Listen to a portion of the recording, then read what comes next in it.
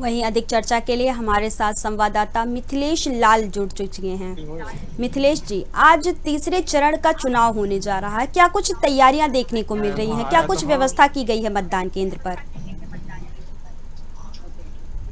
संजना, लोकसभा का चुनाव देश का लोकतंत्र का महापर्व, और इस महापर्व की ये खूबसूरत तस्वीरें हम दिखा रहे हैं मुंगेली जिले से। ये बिलासपुर लोकसभा का सीट है। यहाँ पर जो मैं बताना चाहूंगा, सवेरे से ही उत्साहित मतदाता अपने मतों का प्रयोग करने के लिए यहाँ पर कतार में इकट्ठे हो चुके हैं। मतदान का जो समय आज रखा गया है वो सवेरे 7 बजे से शाम को 6 बजे तक रखा गया है। बिलासपुर लोकसभा सीट की अगर बात करें तो वहाँ प्रमुख राष्ट्रीय पार्टियों में से दो जो चेहरे हैं, कांग्रेस और बीजेपी से, कांग्रेस से देवेंद्र यादव और भाजपा से है तोफन साहू, जो आज जिनकी किस्मत का फैसला ईवीएम में कैद हो जाएगा, जहां 21 लाख से अधिक मतदाता पूरे बिलासपुर लोकसभा सीट के लिए मतदान करेंगे। और मैं जहां इस वक्त खड़ा हूं, ये एक आदर्श मतदान केंद्र है मुंगेली जिले का, जहां प्रशासन ने बड़ी व्यवस्था की है। बताना चाहूंगा संजना, जहां पर 3 मतदान केंद्र बनाए गए हैं एक ही प्रांगण में, जहां एक महिलाओं के द्वारा संचालित है, एक दिव्यांग कर्मियों के द्वारा संचालित है, एक युवा वर्ग के कर्मियों के द्वारा संचालित हो रही है। और सवेरे से ही उत्साहित मतदाता यहाँ पर पहुंच रहे हैं।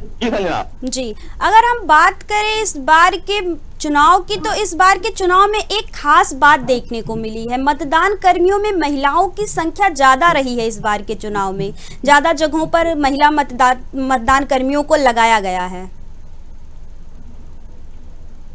बिल्कुल संजना, मतदान संपन्न कराने के लिए जिला निर्वाचन अधिकारी ने और मुख्य चुनाव आयुक्त के नियमानुसार में महिलाओं की उपस्थिति और महिलाओं की भागीदारी सुनिश्चित करने के लिए जिला निर्वाचन अधिकारी ने बड़े प्रयास किए हैं। और मैं बताना चाहूंगा कि मुंगेली जिला में जो सीट है बिलासपुर लोकसभा सीट के लिए मुंगेली जिले में, यहाँ पर 40 ऐसे मतदान केंद्र बनाए गए हैं जो आदर्श मतदान केंद्र है, संगवारी मतदान केंद्र है, जहां पर पर्याप्त व्यवस्था, सुचारू छांव की और पानी की, शीतल पेयजल की व्यवस्था, क्योंकि भीषण गर्मी का समय है और यहाँ पर छांव मतदाताओं के लिए लगाया गया है। टेंट की व्यवस्था की गई है। आकर्षक साज सज्जा मैं दिखाना चाहूंगा, कैमरामैन को चाहूंगा कि वो दिखाए। मेरे तस्वीरों में मेरे दाहिने साइड में यहाँ पर महिलाओं के द्वारा एक बनाया गया केंद्र है। मैं उस ओर ले जाने का कोशिश करता हूँ, वहाँ की जो तस्वीर है उसको दिखाने की कोशिश करता हूँ कि वहाँ पर महिला मतदाता जो है वो पूरे उस चुनाव को संपन्न कराने के लिए यहाँ पर उपस्थित है। और महिलाओं के द्वारा जो सुनिश्चित किया जा रहा है, यहाँ पर मतदान निर्वाचन का जो काम किया जा रहा है, ये पूरे के पूरे जितने कर्मी हैं वो सारे के सारे महिलाएं हैं। और इस मतदान केंद्र में एक विशेष व्यवस्था ये भी रखी गई है, यहाँ पर जिला निर्वाचन अधिकारी के द्वारा यहाँ पर छांव व्यवस्था की जो निश्चित की गई थी, उसके अनुसार में यहाँ पर महिलाओं के लिए एक अलग सा एक कमरा विश्राम के लिए भी रखा गया है, ताकि पुराने जो बुजुर्ग महिला है वो यहाँ पर आ सकते हैं। यहाँ पर आप देख सकते हैं कि जो कर्मी है वो महिला कर्मचारी है। जितने कर्मचारी आपको देखेंगे वो सारे महिला कर्मचारी दिखेंगे। जी, अगर हम सुरक्षा की बात करें तो सुरक्षा को देखते हुए क्या कुछ इंतजाम किए गए हैं? क्योंकि कई बार देखा गया है कि जो कुछ आपराधिक तत्व के लोग होते हैं वो लगातार मतदान को खराब करने का प्रयास करते हैं। कई बार कई ऐसी गतिविधियां होती हैं जिससे मतदान काफी ज्यादा प्रभावित होता है। बिल्कुल बिल्कुल बिल्कुल संजना, सुरक्षा व्यवस्था के लिए कड़े इंतजाम किए गए हैं। चूंकि घोर नक्सल इलाका ये नहीं कहलाता है। नक्सल क्षेत्र में पहले चरण और दूसरे चरण में मतदान छत्तीसगढ़ में पूरे हो चुके हैं। और हालांकि मुंगेली जिले को नक्सल जिला घोषित किया गया है, पर नक्सली मूवमेंट यहाँ पर देखी नहीं गई है। सीआरपीएफ और सुरक्षा बल और पुलिस के जो जवान वो भारी मात्रा में यहाँ पर उपस्थित है, तैनात है। सुरक्षा व्यवस्था के लिए चौक चौबंद व्यवस्था की गई है। चारों इलाकों कोने कोने में, गली गली और मोहल्ले में फ्लैग मार्च करके सुरक्षा बलों ने यह दर्शा दिया है कि किसी प्रकार की जो अनिश्चित काम है वो यहाँ पर नहीं होंगे और सुरक्षित और निष्पक्ष चुनाव और सुरक्षा के साथ में यहाँ पर संपन्न कराया जाएगा। जी संजना जी, अगर हम बात करें ईवीएम की, तो पिछले बार के कुछ चुनाव में हमने देखा था कि कई जगहों पर जैसे ही चुनाव शुरू हुआ वैसे ही कई जगहों से ईवीएम खराब होने की बात आई थी। तो यहाँ पर क्या कुछ व्यवस्था की गई है? बिल्कुल, पेयर में जो व्यवस्था की गई है जिला निर्वाचन अधिकारी के द्वारा प्रत्येक जिलों में, कि ईवीएम जो क्योंकि ये इलेक्ट्रॉनिक जो डिवाइस है वो कहीं ना कहीं शॉर्ट या फिर किसी ऐसी व्यवस्था के कारण में वो हमेशा फेल हुई है। पर चूंकि अभी जो स्टार्ट हुआ है मतदान का काम जो स्टार्ट हुआ है और अभी तक हमें जो सूचना मिल रही है कि सारे मतदान केंद्रों से सुचारू रूप से मतदान मतदान की शुरुआत हो चुकी है और लोग मतदान करने के लिए पहुंच रहे हैं। अभी ऐसी सूचना नहीं आई है, फिर भी इसके लिए एक ऐतिहासिक पहल निर्वाचन आयोग के द्वारा की गई है, जिसमें एक टेक्निकल टीम जो है वो उपस्थित है। प्रत्येक मतदान केंद्र के लिए कॉल सेंटर और बनाया गया है, जहां पर से अगर ऐसी कोई परेशानी आती है तो तत्काल वहां का ईवीएम को बदला जा सके और वहां पर सुचारू मतदान कराने के लिए प्रतिबद्ध है। जी संजना, यहाँ पर ईवीएम की बात हो रही है, तो ईवीएम की बात को लेकर कांग्रेस लगातार सरकार पर हमलावर होती हुई नजर आई है। ईवीएम को लेकर कांग्रेस ने सरकार पर भी कई सवाल खड़े किए हैं, साथ ही चुनाव आयोग पर भी कई सवाल खड़े किए हैं। जी बिल्कुल, पर सुप्रीम कोर्ट ने, मैं बताना चाहूंगा संजना, इस पर टिप्पणी करना हम अब ये उचित नहीं है, ये समय भी नहीं है, क्योंकि सुप्रीम कोर्ट का एक जो निर्णय आया है उसने सिरे से खारिज कर दिया गया है। हालांकि राष्ट्रीय पार्टी विपक्ष की कांग्रेस ने इस पर अहम सवाल उठाए थे। इस मुद्दे को बुलाने की बहुत कोशिश की। वकील वर्ग जो है सुप्रीम कोर्ट के वकील है और गैर एनजीओ संस्थाएं हैं, उन्होंने भी इस पर बहुत सी दलीलें दी थी, पर सुप्रीम कोर्ट ने इसे सरासर खारिज करते हुए इस टॉपिक को ही समाप्त कर दिया है और चुनाव आयोग ने निष्पक्ष एवं शांतिपूर्ण चुनाव कराने के लिए ईवीएम को एक बेहतर जरिया बताया है। और इसी के आधार पर आज ये चुनाव जो है यहाँ पर ईवीएम के द्वारा संचालित हो रहे हैं। ईवीएम पर सवाल और उस पर जो नोटिफिकेशन जो जारी हुए हैं वो बाद का विषय हो सकते हैं, पर इस चुनाव में ईवीएम ही से चुनाव लड़ा जा रहा है और मतदाताओं के मताधिकार उस ईवीएम में ही कैद होंगे जो चुनाव बंद कराने में शामिल होंगे। जी, अगर हम बात करें सीट की, तो बिलासपुर सीट पर देखा जा रहा है कि भाजपा और कांग्रेस के बीच सीधा मुकाबला है। प्रत्याशियों की बात की जाए तो प्रत्याशियों की क्या स्थिति देखने को मिल रही है?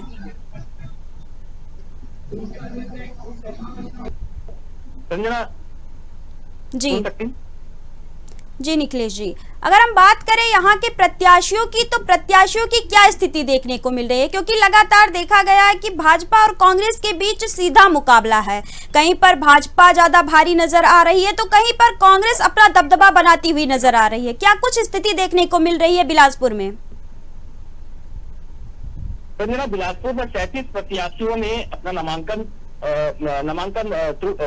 उसके बाद फिर 33 प्रत्याशी जो है बिलासपुर लोकसभा सीट के लिए वो नामांकित हुए हैं और मुख्य जो राष्ट्रीय पार्टी है, जो मुकाबला जो देखा जा रहा है वो कांग्रेस और भाजपा में ही देखा जा रहा है। क्योंकि सत्ता परिवर्तन इस साल विधानसभा में छत्तीसगढ़ में जो परिवर्तन हुआ है, कांग्रेस की सरकार को सिरे से नकारते हुए भाजपा को छत्तीसगढ़ में बहुमत मिली है और उन्होंने सरकार बनाई है। और इसी प्रकार अगर देखा जाए तो ये जो निर्वाचन है, ये देश का जो चुनाव है लोकसभा सीट के लिए, लोकसभा के जो प्रत्याशी हैं, कहीं ना कहीं कांग्रेस जो है कांग्रेस प्रत्याशियों पर अपनी नजरें बनाई हुई थी और जो चुनाव हारे हुए जो विधानसभा के प्रत्याशी थे उनको मैदान में उतार करके कांग्रेस ने इस बार एक बड़ा दांव खेला है, जहां पर पूर्व मुख्यमंत्री से लेकर के जो महापौर है और विधायक है और मंत्री जो रहे हैं वो चुनाव लड़ रहे हैं। तो देखने वाली बात होगी कि लोकसभा सीट का जो परिणाम जो आता है, जो 4 जून को जो आएगा, उसमें किसके पक्ष में सरकार बनती है, सरकार बनाने में कौन सी सीट महत्वपूर्ण भूमिका निभाएगी, ये देखने वाली बात होगी। जी संजना जी, अगर हम बात करें चुनाव प्रचार की, तो हमने पिछले कुछ समय में देखा कि भारतीय जनता पार्टी अपने पूरे दमखम के साथ चुनाव प्रचार किया है। भाजपा के बड़े बड़े दिग्गज नेताओं ने चुनाव प्रचार किया, कांग्रेस के भी दिग्गज नेताओं ने चुनाव प्रचार किया, लेकिन कांग्रेस कहीं ना कहीं अपने इस चुनाव प्रचार में थोड़ा फीकी नजर आई। कांग्रेस अपना उतना छाप जनता के बीच नहीं छोड़ पाई जितना कि भाजपा के नेताओं ने छोड़ा है। बिल्कुल संजना, स्टार प्रचारक जो नरेंद्र मोदी स्वयं छत्तीसगढ़ में पहुंचे, अमित शाह जी पहुंचे। हालांकि कांग्रेस की तरफ से भी अध्यक्ष खड़गे जी और प्रियंका गांधी, राहुल गांधी का भी लगातार दौरे किए हैं, पर कहीं न कहीं जो चूक घोषणा पत्र के अनुसार में जो हुई है, कांग्रेस का मैनिफेस्टो में और भाजपा के मैनिफेस्टो में भारी अंतर नजर आया है। क्योंकि भाजपा उस मुद्दे को भुलाते हुए आगे बढ़ रही है कि वो विकास के मुद्दे को लेकर के चल रही है। वही कांग्रेस जो है, कांग्रेस इस मुद्दों को सिरे से नकारते हुए सरासर ये बताती चल रही है कि महंगाई और बड़े जो मुद्दे हैं, बेरोजगारी है, उस पर कोई बात नहीं हो रही। और यही एक मुद्दा रहा है जिस पर कांग्रेस अभी तक स्टैंड अपना बनाए हुए है। लास्ट मूवमेंट में जो आरक्षण के मुद्दे आए थे, आरक्षण के मुद्दे पर जो फेक वीडियो जो जारी हुए हैं, उसको लेकर के भाजपा ने एक बड़ा मुद्दा बनाने की कोशिश की। भाई कांग्रेस उसे सीधे से नकारते हुए सही बताते हुए इस मुद्दे को भुलाने का प्रयास करती रही है। पर कहीं ना कहीं दोनों चूक नजर आ रही है, कांग्रेस की भी और भाजपा की भी। पर जनता का रुख इस बार किस ओर होगा ये कहना बड़ा मुश्किल है। कांटे की टक्कर देखी जा रही है बिलासपुर लोकसभा सीट में। छत्तीसगढ़ की 11 सीटें जो है वो भी कांटे की टक्कर मानी जा रही है, क्योंकि जिस प्रकार से भाजपा और कांग्रेस के जो स्टार प्रचारक आकर के यहाँ पर जब प्रचार किए हैं तो एक बड़ी संख्या में जन समर्थन उनको मिला है, और वो जन समर्थन कहीं ना कहीं वोट में तब्दील हो सकता है। ये भी देखने वाली बात होगी। संजना जी, जैसा कि आपने बात की चुनावी वादों की, तो चुनावी वादे दोनों ही पार्टियों ने किए, दोनों ही पार्टियों ने अपना अपना मैनिफेस्टो जारी किया। कई मुद्दों को लेकर कांग्रेस भाजपा पर भारी नजर आई, तो कई मुद्दों को लेकर भाजपा कांग्रेस पर भारी नजर आई। हमने देखा कि यहाँ पर कांग्रेस का एक मुद्दा लेकर भाजपा ने काफी ज्यादा प्रचार किया है, जैसे कि एक मुद्दा आया था जिसमें भाजपा कांग्रेस के मैनिफेस्टो में एक बात कही गई थी कि संपत्ति कर की बात हुई थी, जिसको लेकर भाजपा ने काफी ज्यादा प्रचार किया था। भाजपा ने कई सवाल भी पूछे थे जिसका जवाब कांग्रेस नहीं दे पाई थी। बिल्कुल संजना, ये जो मुद्दे हैं ये राष्ट्रीय मुद्दे और हितकारी मुद्दे, जन कल्याणकारी मुद्दे जो हैं, जिस पर जनता के सवाल भी खड़े हो रहे हैं कि उन्हें किस प्रकार से व्यवस्था मिल रही है, उनकी मूलभूत सुविधाएं, उनके हक का कहीं दुरुपयोग तो नहीं हो रहा है, हक उनको मिल रहा है कि नहीं मिल रहा है, ये एक राष्ट्रीय मुद्दे बने हुए हैं। उन मुद्दों को भुनाते हुए कांग्रेस और भाजपा दोनों ने अपने प्रयास किए हैं और अपने जो वादे जो है वो मैनिफेस्टो में दर्शाए गए हैं। और इन्हीं बातों को लेकर के जब कांग्रेस मैदान में उतरी थी विपक्ष के सवालों को लेकर के, तो कांग्रेस के द्वारा यही दिया गया है कि कहीं ना कहीं जनता के साथ में छल किया जा रहा है, और उसका विरोध करते हुए भाजपा ने विकास को और धार्मिक भावनाओं को और देश के प्रधानमंत्री के चेहरे पर चुनाव लड़ रही है। और ये एक बड़ी महत्वपूर्ण बात है कि देश के विकास में जनता का जो समर्थन है, जनता का जो विचार है, वो किस प्रकार से आज मतदान के रूप में यहाँ पर ईवीएम में जो जा रहा है वो प्रत्याशियों के भाग्य का फैसला करेगा। जी संजना जी, जैसा कि आपने धार्मिक मुद्दों की बात की, तो भारतीय जनता पार्टी जहां भी प्रचार करने गई है, जहां भी भारतीय जनता पार्टी के नेता प्रचार करने गए हैं, उन्होंने राम मंदिर का मुद्दा जरूर उठाया है। राम मंदिर को लेकर बड़ी बड़ी बातें की गई हैं। तो वहीं कांग्रेस की बात करें तो कांग्रेस ने आरोप लगाते हुए कहा है कि भारतीय जनता पार्टी धर्म की राजनीति करती है, धर्म के नाम पर बांटने का काम कर रही है। बिल्कुल संजना, ये धार्मिक जो बातें हैं, धार्मिक महत्वपूर्ण बात भी हो जाती है, क्योंकि जिस प्रकार से जो मामले, जो पुराने पेंडिंग मामले पड़े हुए थे, रामलला की बात करें या अयोध्या में राम मंदिर का निर्माण की बात करें, वो एक बड़ा अचीवमेंट है जिसको लेकर के जिन्होंने भाजपा ने जब इन्विटेशन दिया था कांग्रेस ने सिरे से नकारा, और इसी को मुद्दा बना करके भाजपा ने जन समर्थन हासिल किया है कि कांग्रेस सिरे से नकारती आई है। और ये कहीं ना कहीं एक चूक कांग्रेस की भी दिखाई देती है कि वो धार्मिक भावनाओं में सम्मिलित न होकर के भाजपा को एक प्लस पॉइंट देते आई है, और भाजपा इस प्लस पॉइंट को बुलाने में बेहतरी से कामयाब होती नजर आ रही है। अपार जन समर्थन पूरे छत्तीसगढ़ सहित पूरे देश में एक लहर जो चली है राम जन्मभूमि, रामलला और अयोध्या राम मंदिर निर्माण को लेकर के, जगह जगह और गली गली मोहल्ले तक में इन बातों को क्या बोलते हैं जबरदस्ती लाने की भी कोशिश की गई थी। फिर भी एक तरीके से महत्वपूर्ण भूमिका निभाते हुए कांग्रेस ने इसको अपने मैनिफेस्टो में शामिल तो नहीं किया कि धार्मिक भावनाओं में धार्मिक तीर्थ यात्रा ये सब को लेकर के जाने की कोशिश करेंगे, बट बीजेपी इस मामले को भुनाने में बेहतर से कामयाब हुई है। जी संजना जी, मैनिफेस्टो की बात करें तो कांग्रेस ने भाजपा के मैनिफेस्टो के उन्हीं मुद्दों को उठाया है जो वर्तमान में थोड़ा उग्र होती हुई नजर आए। जैसे किसानों की बात करें तो भाजपा के मैनिफेस्टो में किसानों की बात थोड़ी कम की गई है,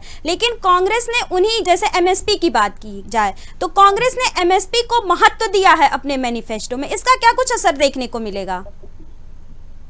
बिल्कुल, जब हमने जनता से बात करने की कोशिश की थी, इन मुद्दों को लेकर के जनता से सवाल भी किए थे, अपने दर्शकों को बताना चाहेंगे कि इन मुद्दों को लेकर के जब हमने दर्शकों से बात की, आम जनों से बात की, इन मुद्दों को मैनिफेस्टो को लेकर के किसानों कृषकों के हितों की बात की, तो कांग्रेस कहीं ना कहीं इसमें प्लस पॉइंट पाती नजर आ रही है, क्योंकि उन्होंने अपने मैनिफेस्टो में जिस प्रकार से घोषणा की है कि किसानों को एमएसपी दी जाएगी और किसानों के लिए जो व्यवस्था है उसको दुगनी तिगनी रीति पर आगे बढ़ाया जाएगा। कहीं ना कहीं भाजपा इस मामले में पीछे नजर आती है, जिन्होंने एक बड़े आंदोलन को रोकने की जो कोशिश की थी, जो पंजाब और हरियाणा के जो आंदोलन हुए थे, हमने देखा था दिल्ली में जो बड़े आंदोलन हुए थे, रोड जाम हुए थे, चक्का जाम हुआ था। तो इस प्रकार से जो किसानों का जो हित का जो सवाल जो कांग्रेस और भाजपा दोनों उठाती आई है, कहीं ना कहीं कांग्रेस को इसका प्लस पॉइंट मिलता नजर आता है। जी संजना जी, अगर हम बात करें यहाँ के सीट की, तो 1996 से लेकर 2019 तक इस सीट पर बीजेपी ने अपनी जीत का परचम लहराया है।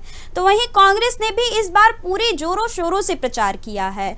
दोनों ही पार्टियों के नेताओं ने अपनी कोई कसर नहीं छोड़ी है इस सीट पर। तो अब देखना ये होगा कि कौन जनता किसे अपना सांसद बनाएगी। लंबे समय से कांग्रेस जीत का इंतजार कर रही है।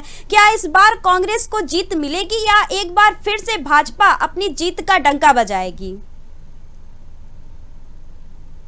बिल्कुल संजना, ये तो समय ही बताएगा जब चुनाव के नतीजे जब शामिल नजर आएंगे। जो रुझान जो हमको मिले हैं, हालांकि जितने हमने जन लोगों से जब चर्चा की थी और लोगों का रुझान जानने की कोशिश की थी, मतदाताओं का रुझान जानने की कोशिश की थी, तो कहीं ना कहीं लोग आज भी अपने उस मूलभूत सुविधा और महंगाई और बेरोजगारी, इन मुद्दों पर ध्यान फोकस किए हुए हैं और एक बड़ा निर्णय वो आज अपने मताधिकार के रूप में आज वो देने वाले हैं जो प्रत्याशी हैं उनको, जो ईवीएम में उनका आज कैद हो जाएगा। जी निखिलेश जी, जैसा कि आपने लोगों की बात की, तो हमने इस बार के चुनाव में एक खास बात देखी। अगर जब भी लोगों से बात की गई तो कई बार लोगों ने अपने जो क्षेत्र के प्रत्याशी हैं उनको पहचानने से इनकार कर दिया। उन्हें नहीं पता कि उनका प्रत्याशी कौन है। उन्होंने कहा कि हम सीधा पीएम के नाम पर वोट देंगे, हमें नहीं पता कि प्रत्याशी कौन है, हमें बस ये पता है कि हमारे प्रधानमंत्री नरेंद्र मोदी बनेंगे। बिल्कुल संजना, ये जो बातें हैं इसको ही स्वीप के जरिए जिला निर्वाचन अधिकारी और निर्वाचन आयुक्त, मुख्य प्रमुख निर्वाचन आयुक्त के द्वारा जो गाइडलाइंस जो दी गई थी, नियमावली दी गई थी, उसको बेहतरी से प्रतिपालन कराने के लिए जिला निर्वाचन अधिकारी ने स्वीप कार्यक्रम चलाया। स्वीप कार्यक्रम के तहत में लोगों को जागरूक किया गया कि अपने मतदान का वो प्रयोग करें, निष्पक्ष और बिना डर के मतदान करने के लिए वो आए और बिना प्रलोभन के वो मतदान करें। इसके लिए उन्होंने अनेक कार्यक्रम भी चलाए हैं। मैं बताना चाहूंगा, मुंगेली जिले में खास करके 4000 से अधिक स्वीप के कार्यक्रम चलाए गए हैं जो महीने भर चले हैं, जिसमें जो पलायन किया गया, क्योंकि ये मुंगेली जिला जो कहलाता है वो कृषि प्रधान जिला कहलाता है और यहाँ पर से जो मजदूर निकलते हैं, जो कृषक हैं, उनके लिए एक जो साधन, आय का साधन, यहाँ पर इंडस्ट्रीज कम है, जिस कारण वो पलायन कर जाते हैं। उन पलायन किए मजदूरों से बात करके उनको वापस यहाँ पर लेकर के आना, कम से कम जो 22,000 जो पलायन किए गए मजदूर थे, उनमें से 8,000 मजदूर जो है कि वो वापस आए हैं और अपने मताधिकार का आज प्रयोग करेंगे। इस माध्यम से जो स्वीप के कार्यक्रम जो चलाए गए हैं, कहीं क्रिकेट किया गया, कहीं रंगोली की गई, युवाओं के बीच में, बुजुर्गों के बीच में, कमर्शियल और इंडोर और आउटडोर प्रत्येक क्षेत्र में जिला निर्वाचन अधिकारी ने बड़ी मेहनत की और प्रशासनिक अमले ने बड़ी मेहनत की कि जागरूकता को फैलाए और अपने मताधिकार का प्रयोग करने के लिए निष्पक्ष चुनाव और निडरता के साथ, निर्भीकता के साथ में वो चुनाव मतदान करे। इसके लिए बेहतर प्रयास किए गए और यही प्रयास जो है उसका नतीजा आज देखने को मिल रहा है कि जो बड़ी संख्या में लोग उत्साहित होकर के अपने घरों से निकल करके मतदान का प्रयोग करने के लिए आज पोलिंग बूथ तक पहुंच रहे हैं। जी, बात करें अगर हम चुनाव की, तो चुनाव के समय धर्म के साथ साथ जाति भी एक बड़ा मुद्दा होती है। कई बार पार्टियां जातिगत राजनीति करती हैं। तो अगर हम बिलासपुर के जातिगत समीकरण की बात करें तो यहाँ का जातिगत समीकरण क्या कहता है? बिल्कुल, कहीं ना कहीं ये भी एक बड़ी चूक मानी जाएगी। निर्वाचन में जिस प्रकार से लोकतंत्र का जो महापर्व है, यही इसकी खूबसूरती है कि जाति भेदभाव से अलग हो करके लोग मतदान करने पहुंचते हैं और वो प्रत्याशी भी चयनित होते हैं जो प्रमुख राष्ट्रीय पार्टियां लेकर के आती है। हालांकि ये एक मुद्दे बनते हैं, जरूर है, जो धार्मिक मुद्दे बनते हैं या जातिगत मुद्दे बनते हैं, पर उन सबसे बढ़ करके जो मतदाता है, जो उनके कर्ताधार है, जो उन्हें अपना नेता बनाते हैं, वो किसी जाति धर्म को लेकर के अब वोट करने के लिए नहीं, क्योंकि अब मतदाता जागरूक हो चुके हैं, शिक्षित हो चुके हैं, युवा वर्ग अब आगे आ रहा है और देश का एक बड़ा प्रतिशत जो है वो युवाओं के ऊपर फोकस करता है। तो ये जो युवा है वो अब शिक्षित है और वो अब एक इसको नजरअंदाज कर रहे हैं कि जातिवाद या धार्मिक जो बातें हैं वो अलग होंगी और लोग अब शिक्षा, मूलभूत अधिकार, इसको लेकर के वोट देंगे। ये हमने जनता के रुझान में उनसे बातचीत जब की है तब ये पाया है। जी संजना जी, अगर हम बात करें 2023 के विधानसभा चुनाव की, तो 2023 के विधानसभा चुनाव में जनता ने कांग्रेस को हटाकर भाजपा को अपना मुखिया बनाया। वहां से विष्णुदेव साय को सीएम बनाया गया। वहीं अगर बात की जाए अब तक के विकास की, तो कितना विकास देखने को मिल रहा है विधानसभा चुनाव के बाद? बिल्कुल एक बड़ा परिवर्तन छत्तीसगढ़ में हुआ था संजना। जो कांग्रेस की जो सरकार थी, जो बहुमत की सरकार चुनी हुई थी, जिसका जीतना तय माना जा रहा था, कहीं ना कहीं जनता ने उसको पलट करके भाजपा को एक बार फिर से मौका दिया है कि छत्तीसगढ़ में वो एक परिवर्तन की लहर को लेकर के आई और एक प्रमुख पार्टी और बड़े अंतर से क्या बोलते कांग्रेस को हरा करके वो अब सत्ता में आई हुई है। और अब जो है भाजपा अब यहाँ पर भाजपा शासित प्रदेश है और भाजपा शासित प्रदेश में नरेंद्र मोदी के चेहरे को लेकर के ही आज मतदान हो रहे हैं। ये प्रचार जो भाजपा ने किया है, शायद कहीं ना कहीं जनता इसको विकास के मुद्दे और महंगाई और जातिवाद और धर्म से उठ करके कहीं ना कहीं एक चेहरे को लेकर के भी मतदान कर सकती है। ये भी देखने वाली बात होगी। जी संजना जी, अगर हम बात करें विधानसभा चुनाव की, तो विधानसभा चुनाव में भाजपा की जीत हुई। कहीं ना कहीं इसके बाद कांग्रेस में कलह देखने को मिली। कांग्रेस ने कई बड़े परिवर्तन किए, कई लोगों को उनके पद से हटाया, कुछ नए लोगों को अपनी पार्टी में लेके आए। उसके बाद एक दौर चला, उस दौर में कांग्रेस के कई बड़े विधायक, कई बड़े नेता भाजपा में शामिल हो गए। इसका कितना असर देखने को मिलेगा? बिल्कुल कहीं ना कहीं ये कांग्रेस के लिए बहुत ही नेगेटिव पॉइंट जो गए हैं और भाजपा का जो प्लस बन गया है और इसको ही मुद्दे बना करके डिप्टी सीएम अरुण साव और छत्तीसगढ़ के मुखिया विष्णुदेव साय ये दोनों हमलावर रहे हैं, तीखे हमले किए हैं कि कांग्रेस की नैया अब डूब रही है। जो भी उसमें जो सवार है वो अगर बचना चाहते हैं तो भाजपा में शामिल होते जा रहे हैं और ये एक मुद्दा बना हुआ है जो बड़ी संख्या में जिले से कांग्रेसी कार्यकर्ता जो हैं वो कहीं ना कहीं अवहेलना या अंतर्कलह की वजह से जो कांग्रेस छोड़ करके भाजपा में गए हैं। और कांग्रेस इसको भी बुलाने में कामयाब रही है कि उन्होंने कहा है कि जो थाली में छेद करने वाले लोग थे, जिनकी दगाबाजी से कांग्रेस हारी थी, वही लोग अब भाजपा में प्रवेश किए हैं और वो एक बड़े नए चेहरों के साथ में एक नए परिवर्तन के साथ में सत्ता में आने वाली है। ये कांग्रेस ने दावा भी किया है। देखने वाली बात होगी कि इस चुनाव के जो नतीजे जो बताएंगे, जिलेवार जो हो गया या लोकसभा के सीट के अंतर में जो चुनाव की जो प्रक्रिया हो रही है उसमें जो मतदान का जो प्रतिशत है वो अगर बढ़ता है या घटता है तो वो भी एक बड़ा परिवर्तन ला सकता है। जी संजना जी, बात करें अगर हम यहाँ पर कांग्रेस की, तो जिस प्रकार से देखा गया कि कांग्रेस छोड़कर जो विधायक है, जो नेता है, वो भाजपा में शामिल हुए, इसको लेकर भी कांग्रेस ने भाजपा पर कई तीखे सवाल किए थे। कांग्रेस ने कहा कि जो भारतीय जनता पार्टी है वो इन्हीं नेताओं पर पहले सवाल खड़ा करती थी, इन्हें भ्रष्टाचारी बताती थी, इनके ऊपर कई आरोप लगाती थी, लेकिन वही जब भाजपा में शामिल हो गए तो उन्हें एक साफ चरित्र का घोषित कर दिया गया है। संजना ये वैल्यूएशन करना अभी उचित नहीं होगा क्योंकि ये भी एक बड़ा मुद्दा है जो कानूनी प्रक्रिया में जाने के लिए तैयार बैठा हुआ है। जो मुद्दे जो बनाए गए थे, जिसे भुनाने का प्रयास भी भाजपा और कांग्रेस दोनों ने किया था, वो कि इस पार्टी से उस पार्टी, इस पर भी एक निर्णय आना बचा हुआ है। जो सुप्रीम कोर्ट में जो लगा हुआ है, पीआईएल हाई कोर्ट में लगे हुए हैं, उनका भी जवाब आना बाकी है। तो इस पर अभी किसी प्रकार से टिप्पणी करना उचित नहीं होगा। पर ये बताना जरूर चाहूंगा कि उन बातों को लेकर के भी भाजपा और कांग्रेस अब मुखर होकर के बातचीत करने के लिए अब आने वाले समय में देखना ये होगा कि वो जब इस टिप्पणी या मुद्दे को लेकर के जब जनता के बीच में गई है तो जो आने वाले चुनाव जो चरण बचे हुए हैं उसमें वो कितना प्रभाव डाल सकती है। जी संजना। जी निखिलेश, तमाम जानकारी साझा करने के लिए आपका बहुत बहुत धन्यवाद।